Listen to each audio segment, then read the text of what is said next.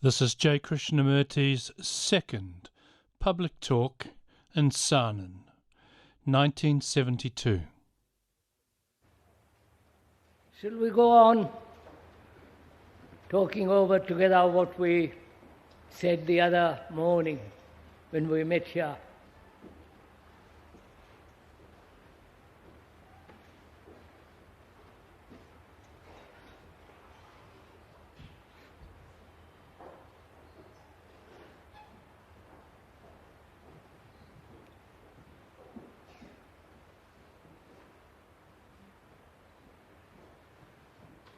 We were saying the other day how important it is that seeing what the various types of organizations are, both religious, secular, and social structure, how corrupt they are, inevitably they are, and to belong to any of them prevents not only the unburdening of one's conditioning, but also prevents one from seeing things clearly. So we said that it is important to stand completely alone, not belonging to any group, sect, following any guru or teacher, and being able to stand completely alone so that we can bring about quite a different kind of society.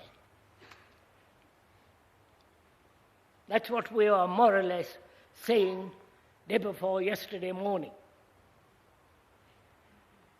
I do not know if you see the importance of it.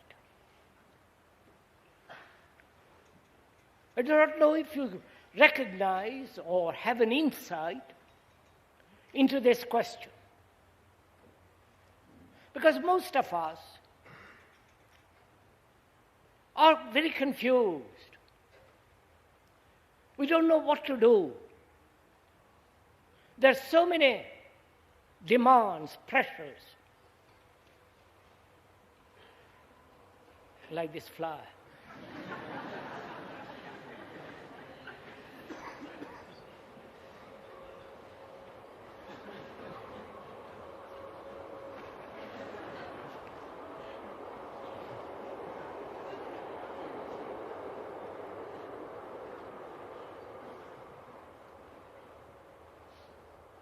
That most of us lean on somebody.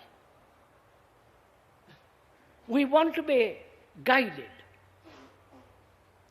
We want to be told what to do. In ourselves, we have no clarity. And naturally, there are those who say that they are very clear, that they are in a state of enlightenment or freedom, and so on. And being uncertain, confused ourselves, we more or less yield to their persuasion. And so become not only more conditioned, but accept a new form of conditioning. I don't know if you see the importance of this. Because if we are so conditioned, it is inevitable that our mind becomes almost mechanical. Right? Please, as we said the other day, we are sharing this thing together. And I really mean it.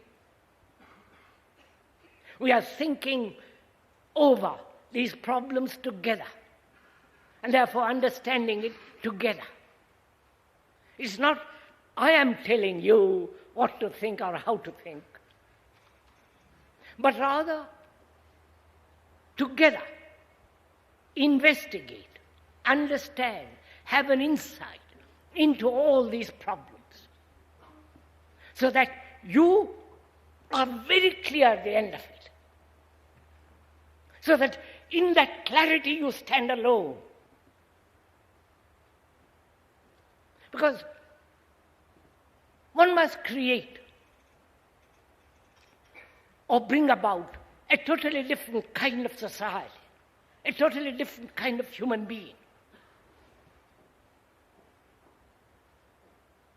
And more, as one sees what is happening in the world, the greater the demand of such a human being.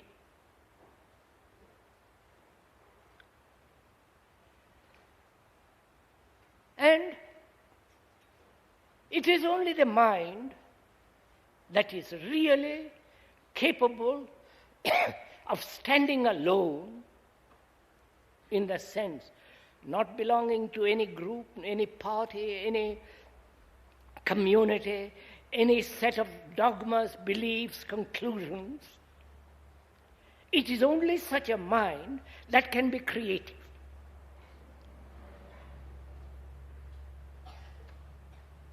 I think we have to go into that question of what is creation? What is it to be creative? Because if that is not clear, we are apt to follow those things that make the mind more and more mechanical, more and more dependent, more and more attached. You see this. So what is creation? What is it to be creative?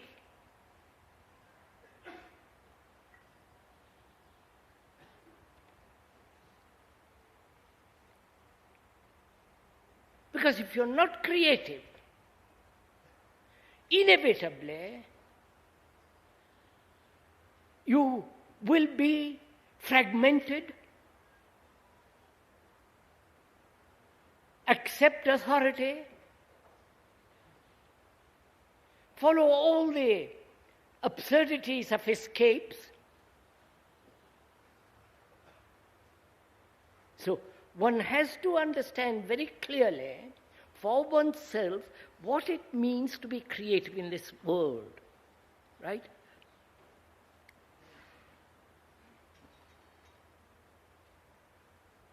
I do not know what to you that word means.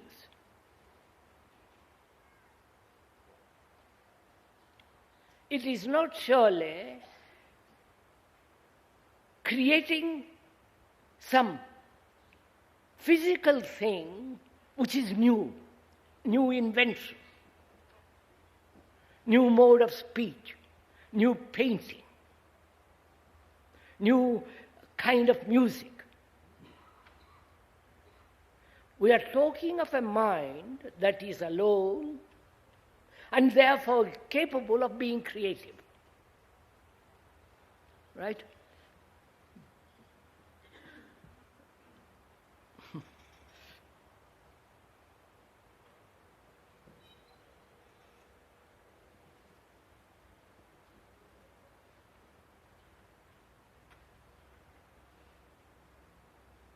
Most of us are in conflict. Most of us are caught in a various kinds of demands, not only physical but environmental, social, and so on.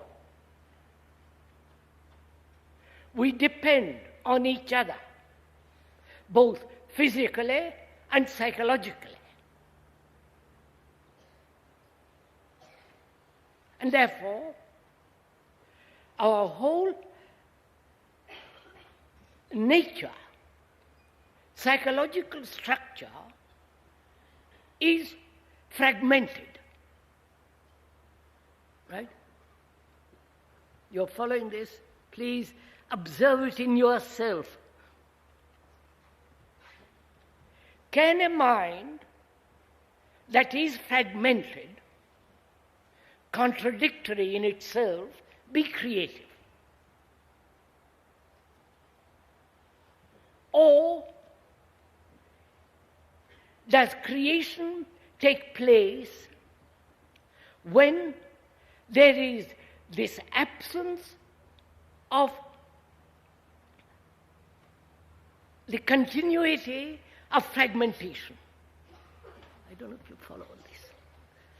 Does this interest you?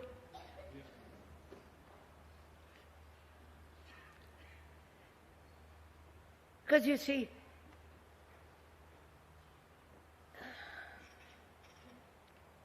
if we are not creative in the deeper sense of that word in which we are going,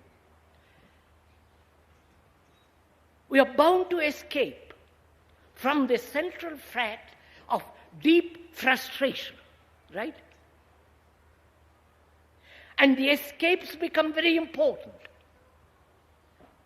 Whether they are religious escapes, political escapes, sexual escapes, or escapes into good works.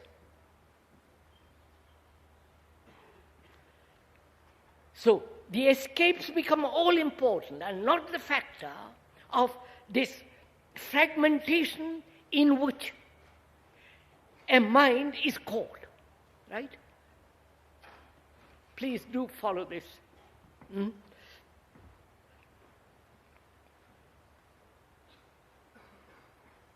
And observing this in oneself, how one is fragmented, contradictory,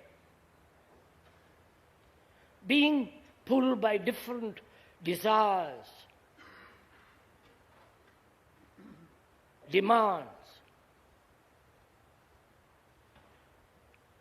How is a mind to be free, in which alone there can be creation?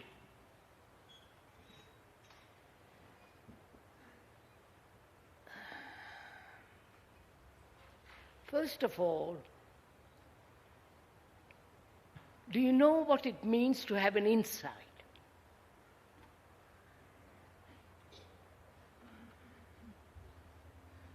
Do you know what takes place when you have an insight into something? Right? Say, for instance, you have an insight into insight into the whole religious organization. Let's take that for an example.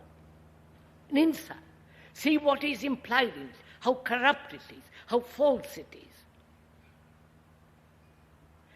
Now, that insight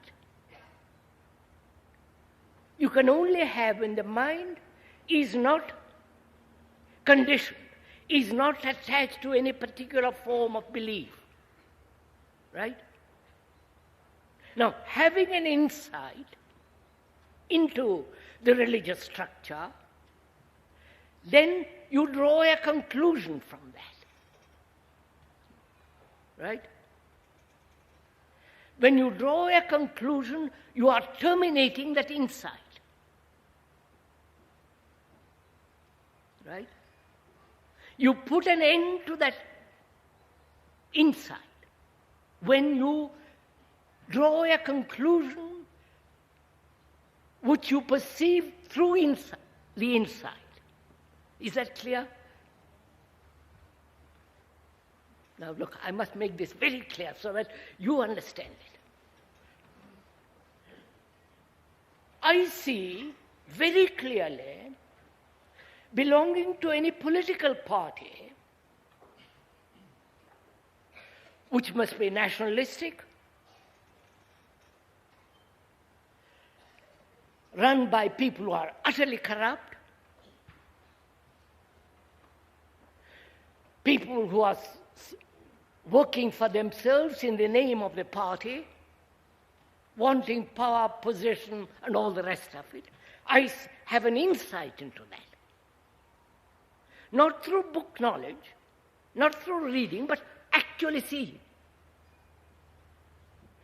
From that perception, I draw a conclusion.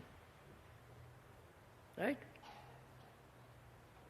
I say all politicians, all politics are dreadful.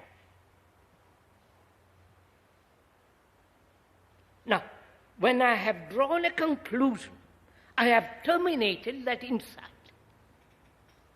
You follow? So, I act from that conclusion, not from the insight. Right? So, my action from a conclusion is mechanical. You follow this? And being mechanical, then I say, how terrible to live mechanically. I want to escape. I join a community, I become whatever I do. Escaping from the mechanical process of living, which is the result of a conclusion which came when I had an insight into something. You get it? You see the sequence of it? So, when I act on a conclusion, my action must be continuously mechanical. Though at the beginning I may have had an insight into it. Right? Now, if one doesn't draw a conclusion at all, but only insight, then action is not mechanical. Therefore, that action is always creative, it is always new, it's always living. So, a mind that has insight and doesn't draw a conclusion and therefore acts is in the movement of continuous insight, constant insight. Have you got this? Have you understood this? No, don't.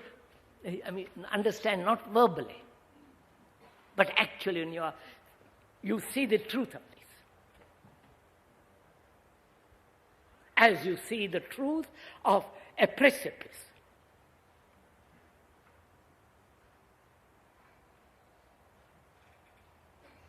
Now, this constant insight, without a formula, without a conclusion, which puts an end to that insight, is creative action. Have you got it?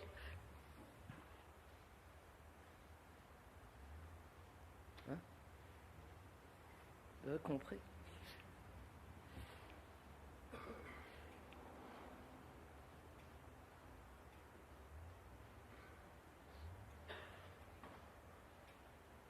Please look at it, go into it yourself.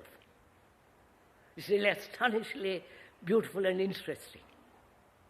How the mind, which is thought, is absent when you have an insight. You follow? Thought cannot have an insight. It is only when the mind is not mechanically operating in the structure of thought, then you have an insight. Right? Having an insight, thought draws a conclusion from that insight.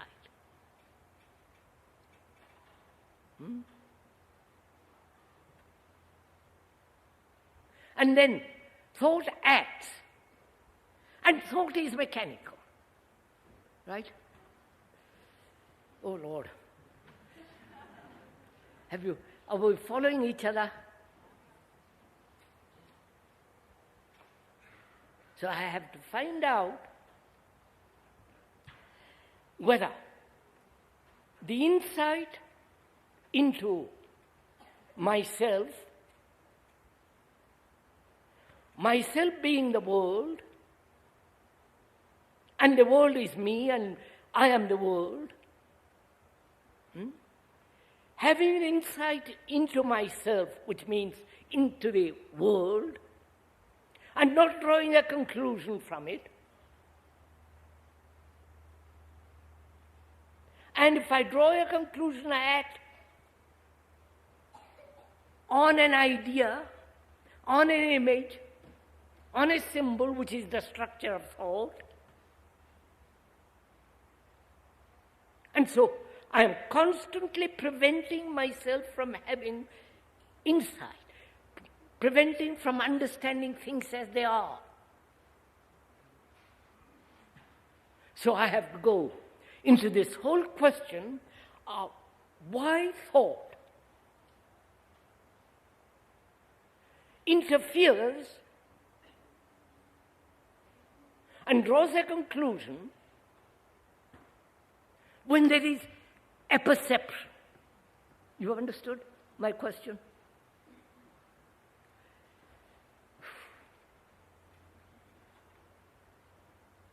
I perceive something to be true.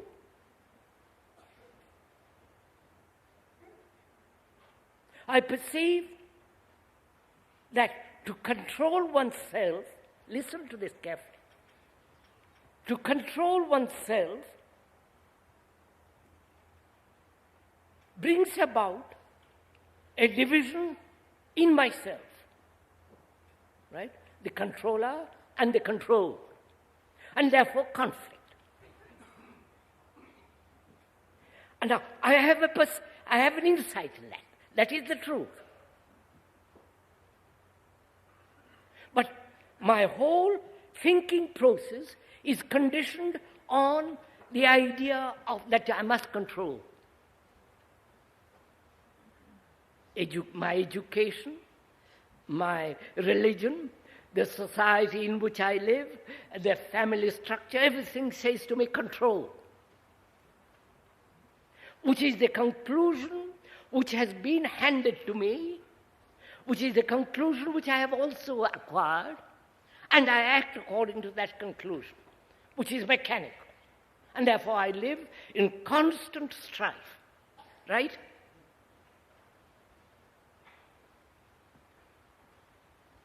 Now I have an insight into this whole problem of control.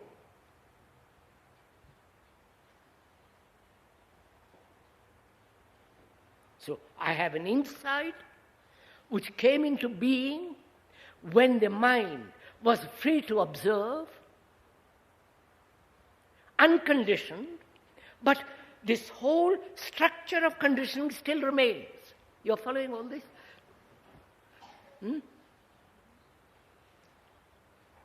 So there is now a mind that says, by Joe, I have seen this thing very clearly, but I've also caught in the habit of control. So there is a battle. You're following?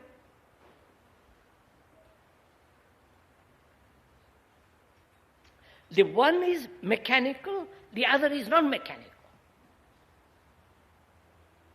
Right? Now, why does thought cling to the whole structure of control? You're following? Because thought has brought about this idea of control. Right? You see this? No?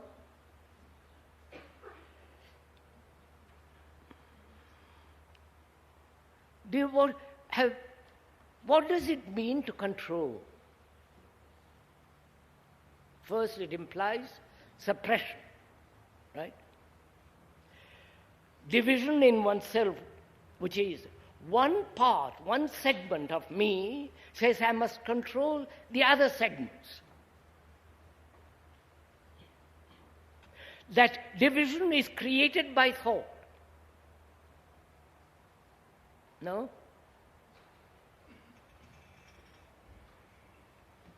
Are you clear? The division is created by thought. Thought says, I must control myself because otherwise I will not adapt myself to the environment, what people say, and so on, so on, so on. Therefore, I must control. So thought being the response of memory, and memory is the past, memory is the experience, the knowledge, which are all mechanical, has such immense power. So there is constant battle between perception, insight, and the conditioning.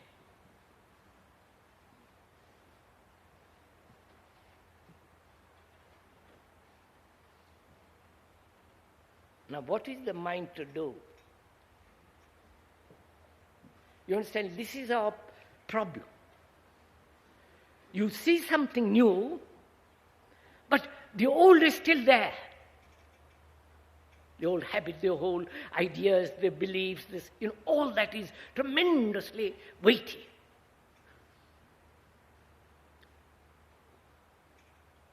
Now, how is the mind to sustain an insight without a conclusion at all times?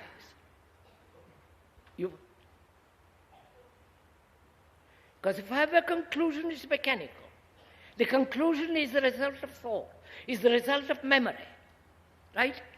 From memory, there is the reaction as thought. Then it becomes mechanical, then it becomes old. Now, just see, now you experiment with this, with me, please. You understand the question? There is insight, seeing something new,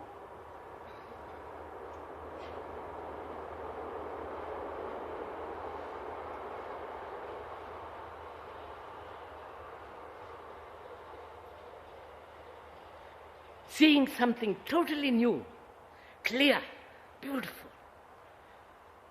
And there is this past with all the memory, experience, knowledge, and from that the thought that is cautious, watching, afraid. How to bring the new into the old.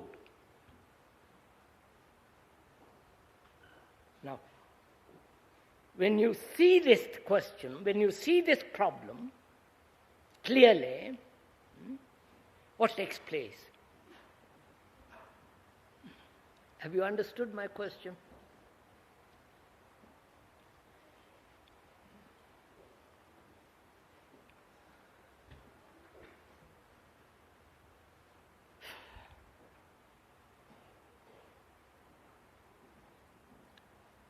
We are the result of the past. Though the younger generation may try to break away from the past and think they are free to create a new world, they are not free from the past. They are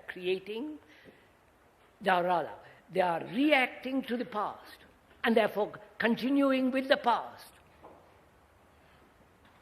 I don't know if you follow this. Right.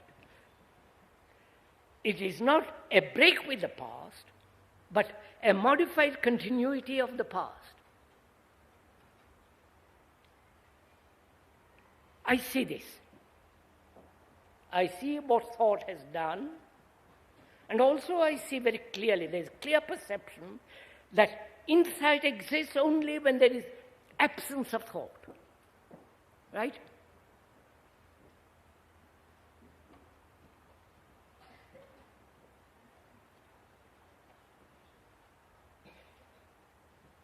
Now, how do you solve this problem? I do not know if you have thought about it, and perhaps you are thinking about it for the first time, looking at it for the first time, and how do you respond to this? How does the mind respond to this? Let me put the question differently.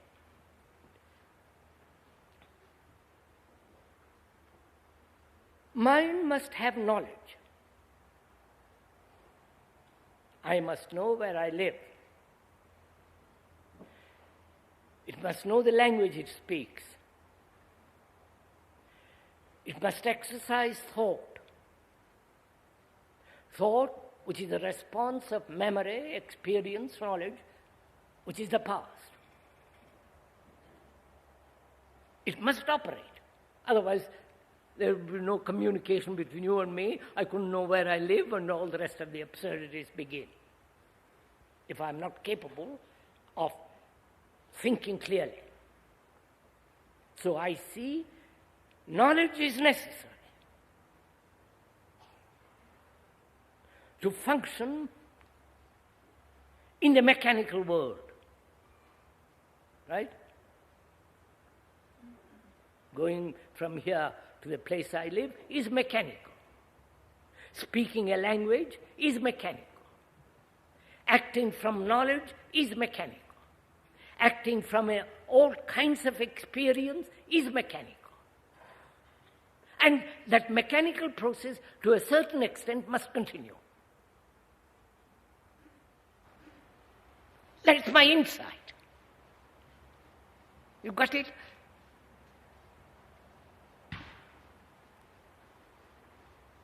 So there is no contradiction between knowledge and the freedom of knowledge when there is an insight.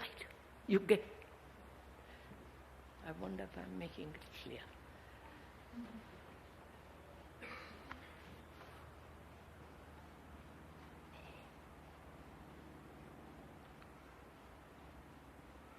The insight I have now that knowledge is necessary, and the insight I have also, there is also the insight which comes when there is the absence of thought.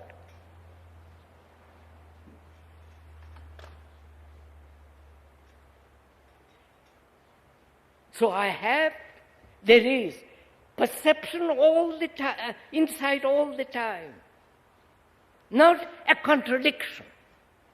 I don't know if you see this. Then, how can one have insight and walk to your house at the same time?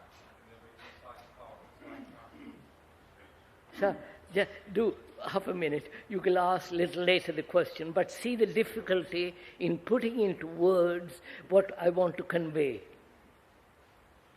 I want to convey to you that a mind that is constantly operating upon a conclusion becomes inevitably mechanical. And being mechanical, it must escape into some kind of illusion, some kind of mythology, some kind of religious circus. Right? And you have an insight into that. Say, by Jove, that's how true that is. Now, that if you draw a conclusion from that insight, you have moved to a different place, but it's still mechanical. I don't know if you see it. So, when you have constant insight without conclusion, that state of mind is creative.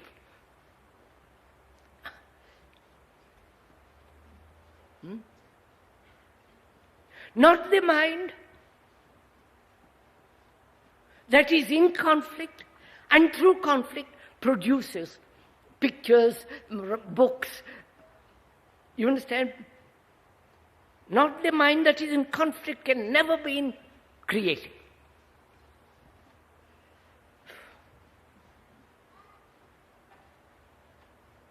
Now, if you see that, that's an insight. Isn't it? You can see now. I'll take that up. We'll see it.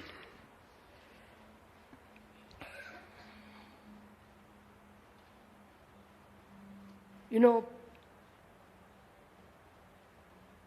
in literature, in the world of art, and so on.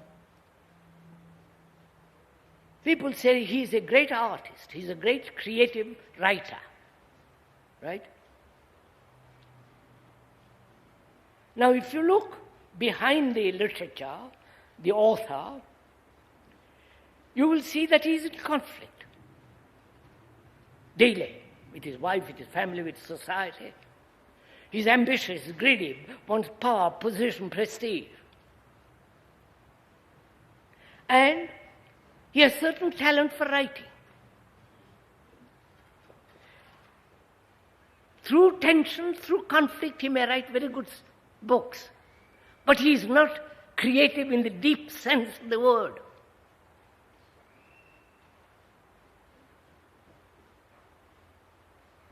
And we are trying to see if each one of us can be creative in the deep sense of that word. Not in expression, that is, writing a book, poem, or whatever it is, but having insight and never drawing a conclusion from that insight. So that you are moving constantly from insight to insight, action to action. That is spontaneity.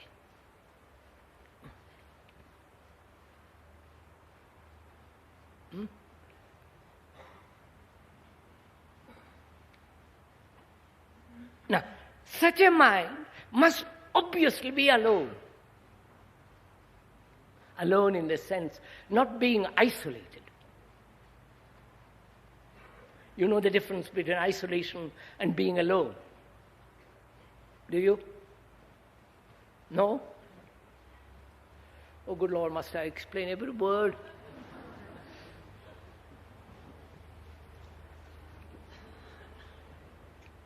I am isolated when I build a wall of resistance around myself. Right? I resist. I resist to any criticism, to any new idea. I am afraid. I want to protect myself. I don't want to be hurt. And therefore, that brings about, in my action, a self-centered activity which is an isolating process. Is that clear?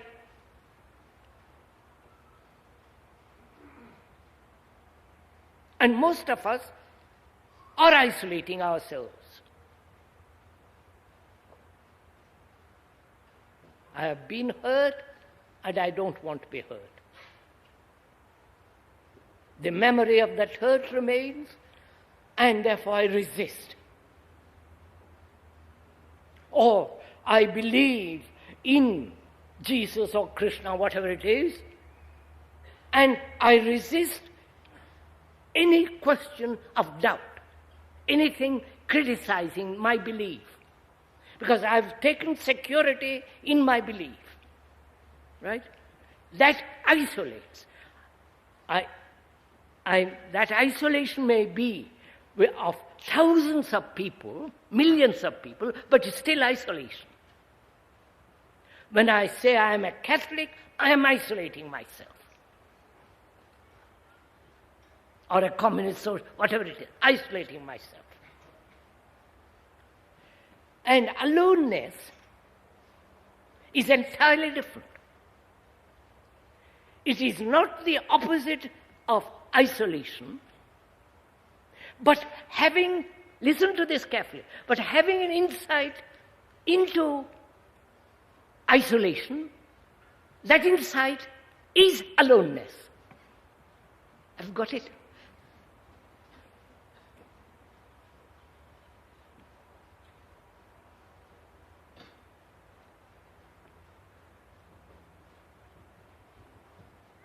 Say.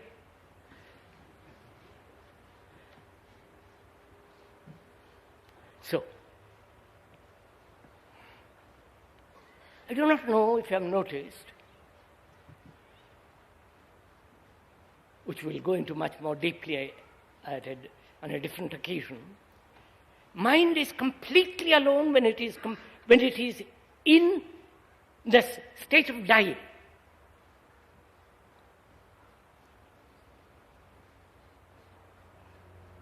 You would have you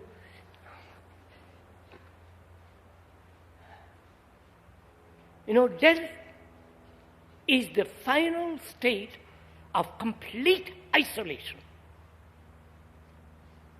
Right? You are leaving everything behind. All your works, your ideas, you're completely isolated through fear of that thing. Right?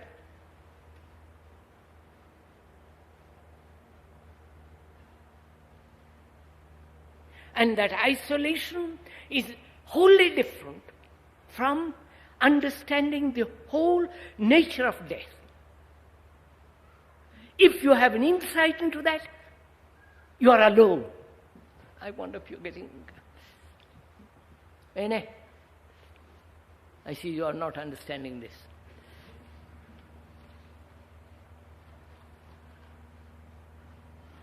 Leave that for the moment, we'll come back to it. So, a mind that is free has insight every minute. A mind that is free has no conclusion and therefore non-mechanical. Such a mind is in action. Non-mechanical action, because it sees the fact, the insight into everything each minute. Right?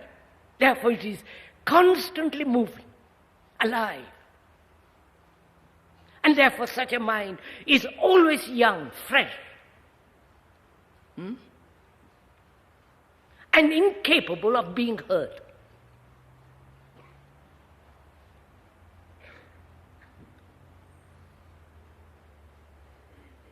Whereas the mechanical mind is capable of being hurt.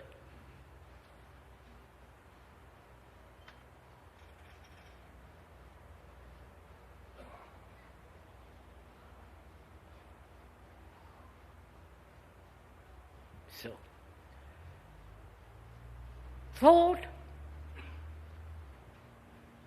upon which all our civilizations are based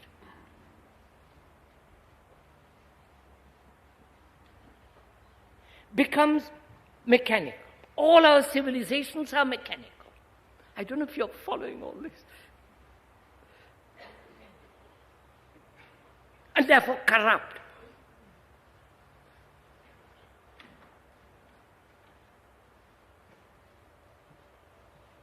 Therefore, to belong to any organization is to become corrupt. Or allow oneself to be corrupted. Right? Now, that is an insight, isn't it? Now, can you move from that insight to another insight? And keep moving, which is living.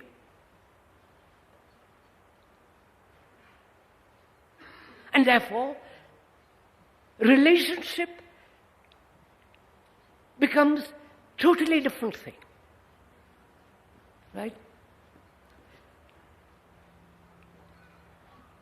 Our relationships are based on conclusions, aren't they? Do watch this. Please, do have an insight into this, and you will see how extraordinarily what a change takes place in your relationships, if you have really insight into this. First of all, our relationship is mechanical, which means our relationship is based on ideas, on a conclusion, on images. No? I have an image about my wife, or she has an image about me. Image in sense, knowledge, a conclusion, experience. And from that conclusion, knowledge, image, she acts. And she adds to that image, conclusion, through action, as the other does, as the man does. So, the relationship is between two conclusions. I don't know, huh? And therefore, mechanical. You may call it love, you may sleep together, but it is mechanical. Being mechanical, then you want excitement. Religious excitement, psychological excitement, in every form of entertainment, right? Escape from this mechanical relationship. You divorce and try to find another woman or man who will have something new, but it soon becomes mechanical, right? So our relationships are based on this mechanical process. Now, if you have an insight into this, right, see it as actually it is. The pleasure, the so-called love, the so-called antagonism, the frustrations, the images, conclusions that you have built about her and about yourself and she. And now, if you have an insight into that, all that disappears, doesn't it?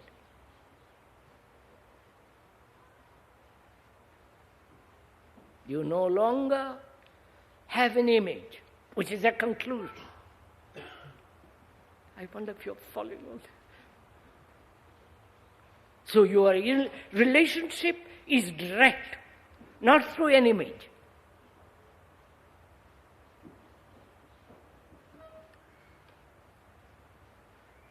And our relationship is based on thought, on the intellect, right? Which is mechanical.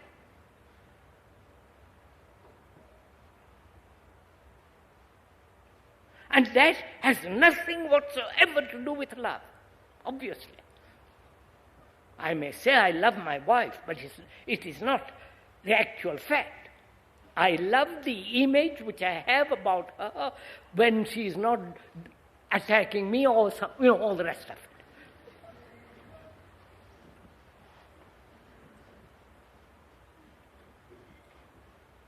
So I discover that relationship means the freedom from image conclusion, and therefore relationship means responsibility and love.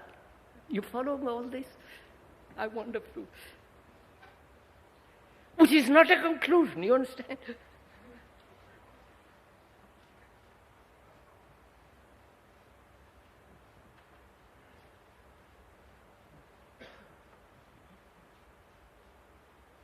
So, my brain is the storehouse of various knowledge, experiences and memories, hurts, images, which is thought, right? Do see this.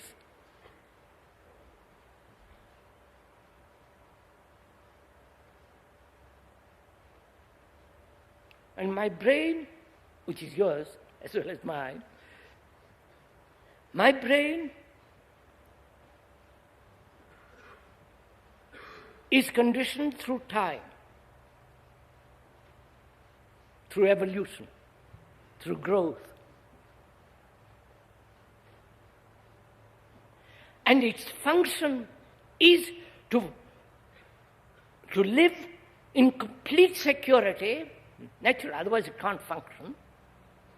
And so it builds a wall around itself. as belief, dogma, the prestige, power, all that it builds it round itself as a means to be completely secure. I don't know if you have followed all this. Have you watched your own brain operating?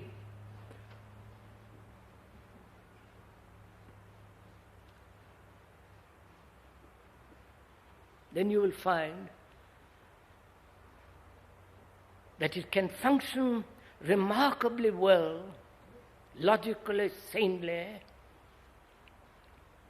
when it is not frightened.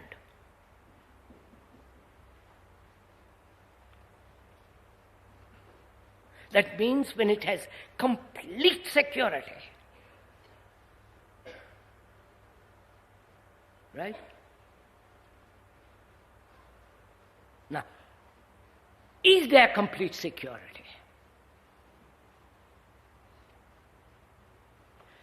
So, being uncertain of complete security, it then proceeds to conclude that there is security. It makes a conclusion. You're following this? So conclusions becomes its security. Right? Is this too much? Are you following all this? Look, sir, I'm frightened. I see I can only function, the brain can only function when there is really happy, enjoyable security. But I can't enjoy because I'm frightened. I may lose my job, my wife, this, and you follow? I'm frightened.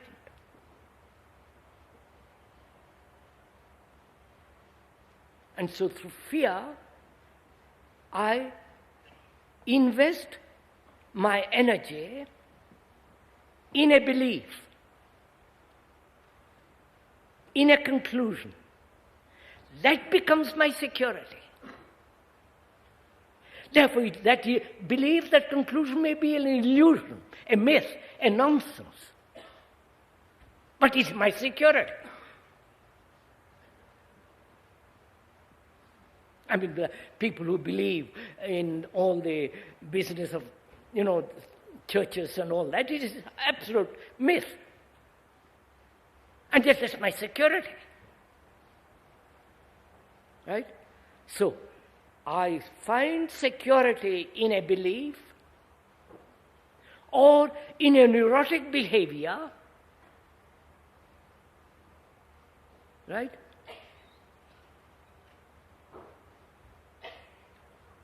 Because to behave neurotically is also a form of security.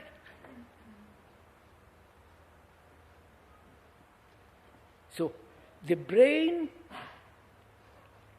can only function freely, fully, in complete security. Right? So it must have security, whether it is real or false, illusory or non-existent. It will invent a security. Right? Now, I see that there is no security in belief, in a conclusion, in any person.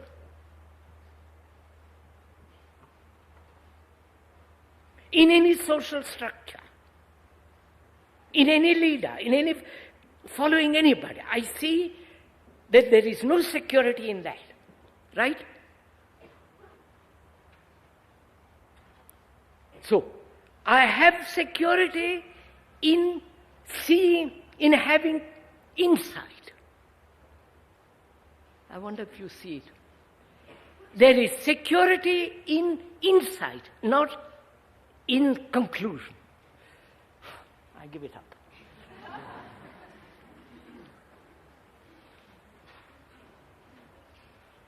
Have you got it? No, not from me. For yourself. Have you captured it? Is it real to you?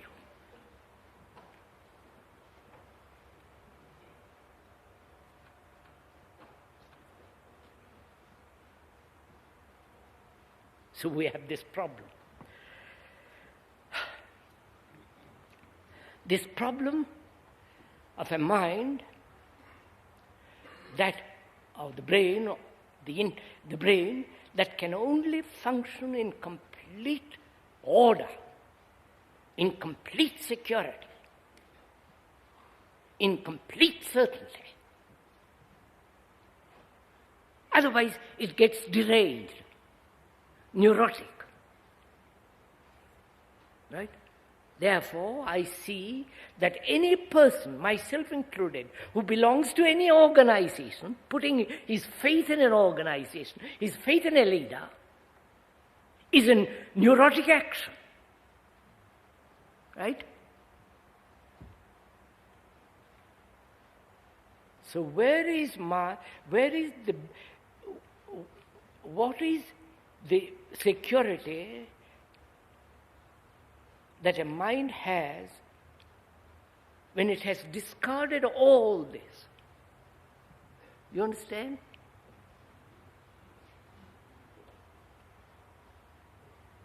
Its security is in the insight which brings intelligence.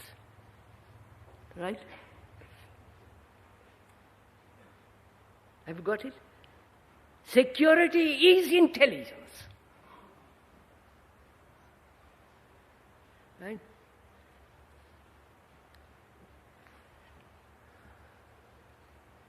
Not in knowledge, not in experience, but in the insight of the value of knowledge, and therefore that insight is the capacity of sustained intelligence. And in that there is security.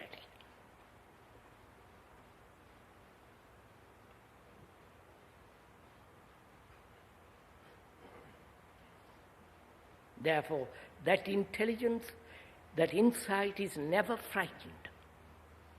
No, I don't know if you get all this. You get it, sir?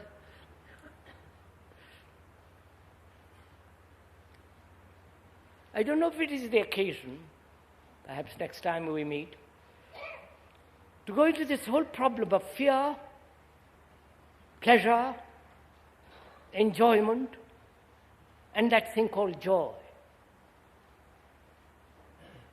What is the time? 10h30? 11h30. Ça y est. This is not the occasion.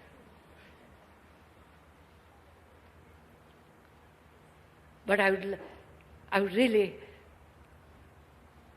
it would be a tremendous thing if we could, all of us together, understand this one thing. The nature of awareness, nature of perception, nature of insight. You understand? Because that then the mind is free to live. You understand? To live. Not live in conflict, in battle, in suspicion, in fear, being hurt, and all the rest of the misery.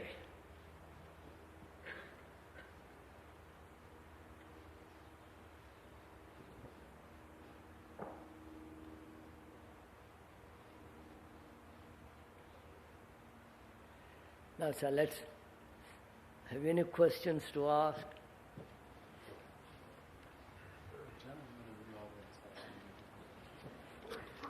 Please, if you do ask questions or write questions, put it in one sentence, not a whole letter.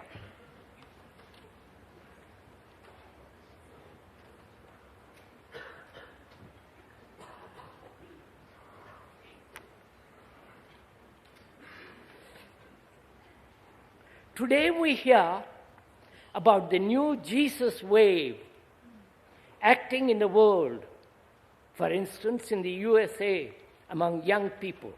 Is there a spiritual power, Christ, at present acting on this earth?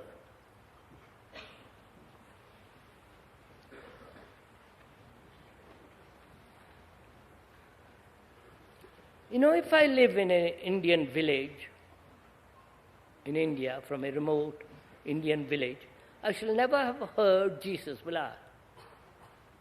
I wouldn't know anything about Jesus. But I will know about my particular Jesus, Krishna, right? Or some other deity in which I have been brought up. You're following? So, those people who have been conditioned for 2,000 years in the Jesus mythology, break away from it and come back to it. Have you noticed it? Haven't you noticed it? You give up Jesus for 1 year, a couple of years, and pick it up again. You become a communist or a socialist, drop it, and go back to church. Or join a new cult. So, you look at it carefully. You now have an insight into this. Whole of the Western world is conditioned on a religious concept which is based on idea, on thought, right? On a personal worship as the savior and all the rest of it. In India, in Asia, they are conditioned similarly by a different series of images, ideas, conclusions, right? Probably they never heard of Jesus. In a Buddhist world, they don't even consider Jesus. You're following all this? So, there are different parts of the world conditioned by religious concepts, right?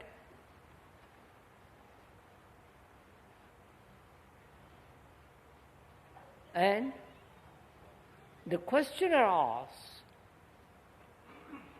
is there a new spiritual awakening? Right? Is a new spiritual wave. Obviously, the wave of Indian concept of religious, you understand, or the Christian concept, Jesus, is not a new wave at all, right? It is the continuity of the old conditioned responses acting differently, but it's still conditioned responses, right? Let me put it differently. When the speaker goes to India, there are various gurus with immense following. And the followers say, this is a new wave. New spiritual awakening. And because they follow their old guru, it is not as new. It is just the repetition of the old in a different form, right? So this is happening right through the world.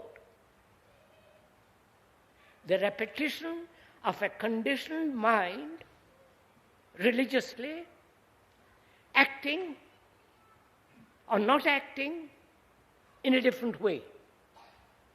To me, personally, that is not a spiritual awakening at all. Are you following all that? Obviously, it can't be. If I become a Hindu, or I am a Hindu, and do all the circus involved in Hinduism, there is nothing new in it. I'm going back, repeating the old stuff. The newness lies in freedom. You understand? In freedom from being conditioned. So that I am neither a Christian, a Buddhist, a Hindu, a Muslim.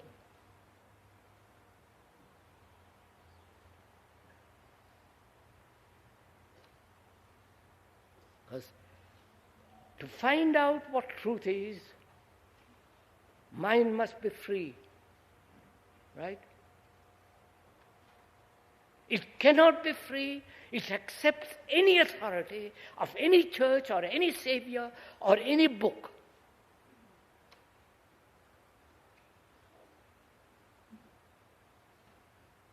And a new spiritual awakening is only possible when there are some in the world,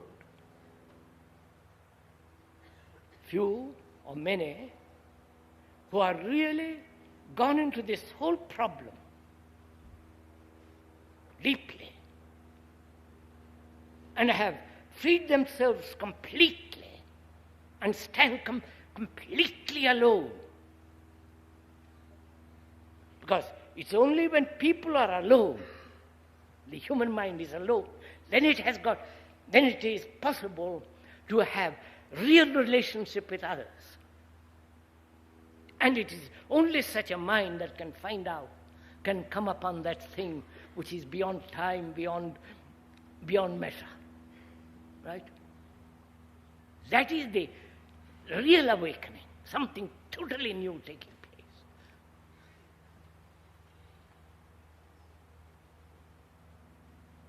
And that's your responsibility. Right? Not just sitting here and listening to a speaker, agreeing or disagreeing, accepting few ideas, but it's your responsibility to see that you, as a human being, are free from your conditioning, stand alone, and therefore live in integrity, honesty, and virtue. And that is the new, right?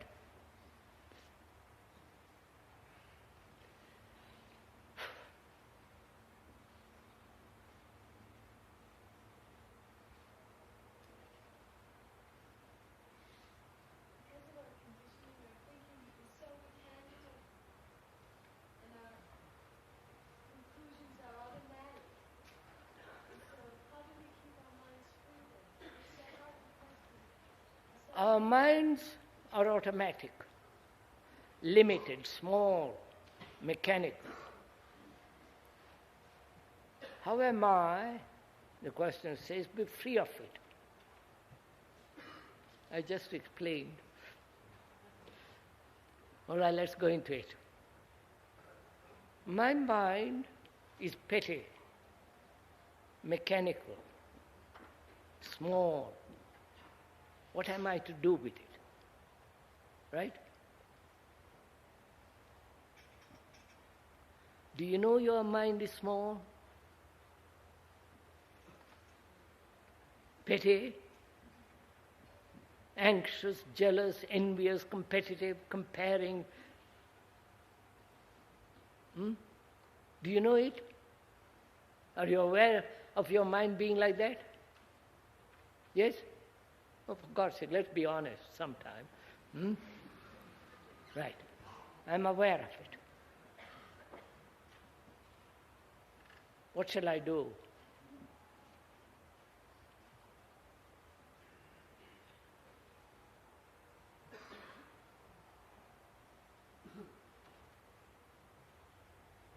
So, when you say I am aware of it, what do you mean by that word aware? When you say I know my mind is petty, what do you mean by that word know?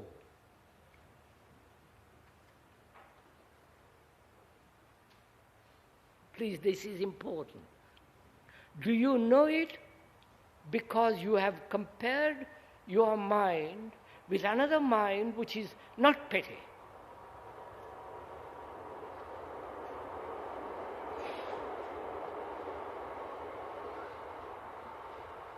You have understood my question? I say my mind is petty, narrow, stupid, dull, idiotic, neurotic. How do I know it? Because somebody has told me? Because I have compared it with another mind which is, I think is not neurotic, which I think is free, which I think is, right? So do I discover my pettiness through comparison? Through measurement? Right? Now, measurement, comparison is the factor that makes the mind petty.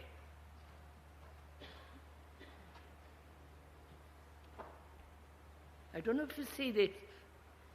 Now, this is an insight, you understand? I compare myself with you, who are very clever, bright, clear-eyed, and nice-looking, compare, measure myself with you. And I say, oh my God, how dull I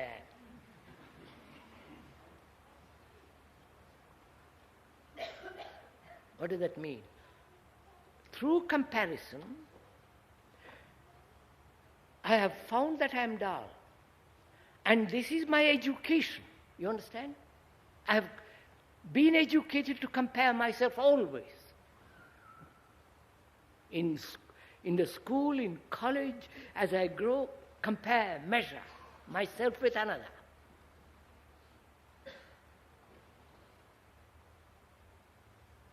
Therefore, I say to myself, why do I measure at all? You're following all this? Why do I measure? If I don't measure, am I dull?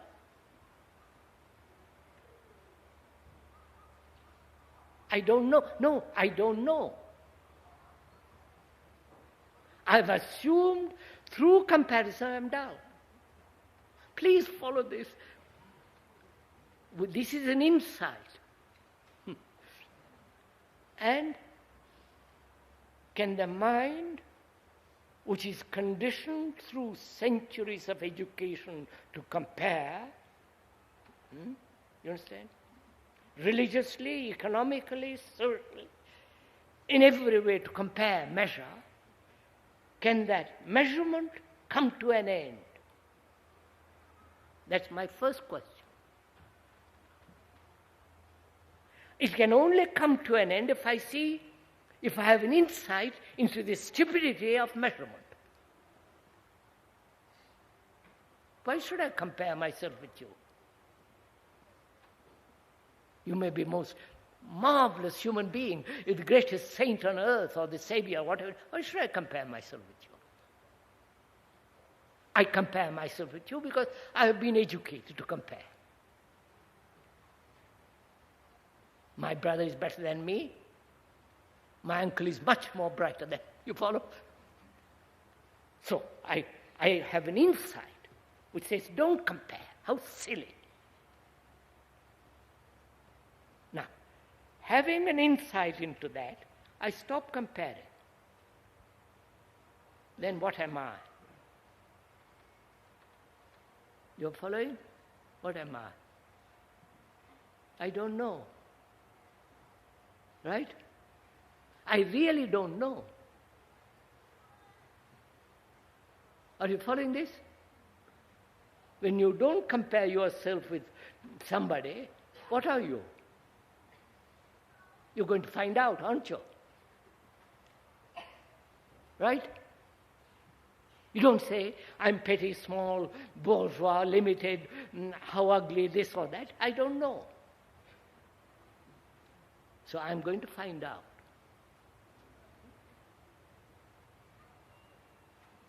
Right?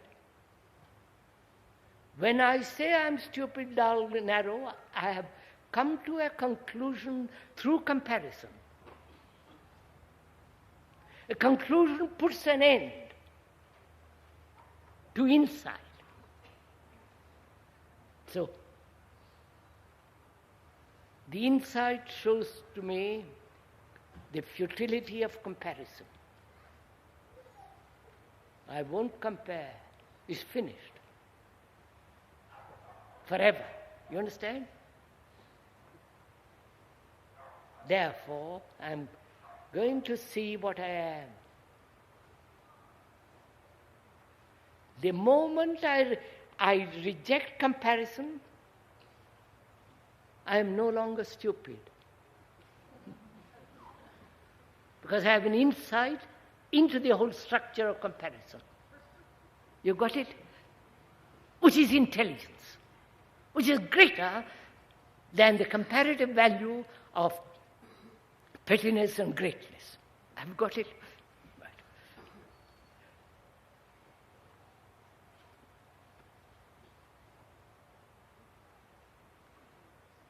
But isn't that enough for today?